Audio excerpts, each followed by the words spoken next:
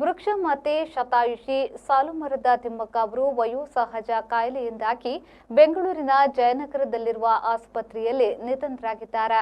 ಬೆಂಗಳೂರು ದಕ್ಷಿಣ ಜಿಲ್ಲೆಯ ಮಾಗಡಿ ತಾಲೂಕಿನ ಹುಲಿಕಲ್ ಗ್ರಾಮದವರಾಗಿರುವ ತಿಮ್ಮಕ್ಕ ಅವರಿಗೆ ಪುತ್ರ ಪರಿಸರವಾದಿ ಉಮೇಶ್ ಬಳ್ಳೂರು ಇದ್ದಾರೆ. ಸದ್ಯ ಬೆಂಗಳೂರಿನಲ್ಲಿ ಪುತ್ರನೊಂದಿಗೆ ನೆಲೆಸಿದ್ದ ತಿಮ್ಮಕ್ಕ ಅವರ ಆರೋಗ್ಯದಲ್ಲಿ ಆಗಾಗ ಏರುಪೇರಾಗುತ್ತಿತ್ತು. ಅದರಂತೆ 2 ದಿನಗಳ ಹಿಂದೆ ಉಸಿರಾಟದ ತೀವ್ರ ಸಮಸ್ಯೆಯಿಂದಾಗಿ ಅವರನ್ನು ಅಪೋಲೋ ಆಸ್ಪತ್ರೆಗೆ ಸೇರಿಸಲಾಗಿತ್ತು. ಆದರೆ ಚಿಕಿತ್ಸೆಗೆ ಸ್ಪಂದಿಸದೆ ಕೊನೆಯುಸಿರೆಳೆದರು ಎಂದು ಕುಟುಂಬದ ಮೂಲಗಳು ತಿಳಿಸಿವೆ. ತಿಮ್ಮಕ್ಕ ಮತ್ತು ಚಿಕ್ಕಯ್ಯ ದಂಪತಿಗೆ ಮಕ್ಕಳಿರಲಿಲ್ಲ. ಆ ಕೊರಗು ಮರೆಯಲು ತಿಮ್ಮಕ್ಕ ಅವರು ತಮ್ಮೂರಿನ ರಸ್ತೆ ಬದಿ ಗಿಡಗಳನ್ನು ನೆಟ್ಟರು. ಅವುಗಳನ್ನೇ ತಮ್ಮ ಮಕ್ಕಳೆಂದು ನಿತ್ಯ ನೀರು ಹಾಕಿ ದನಕರುಗಳು ತಿನ್ನದಂತೆ ನೋಡಿಕೊಂಡು ಪೋಷಿಸಿದರು. ಆ ಗಿಡಗಳೀಗ ದೊಡ್ಡ ಮರಗಳಾಗಿ ಬೆಳೆದು ನಿಂತಿವೆ.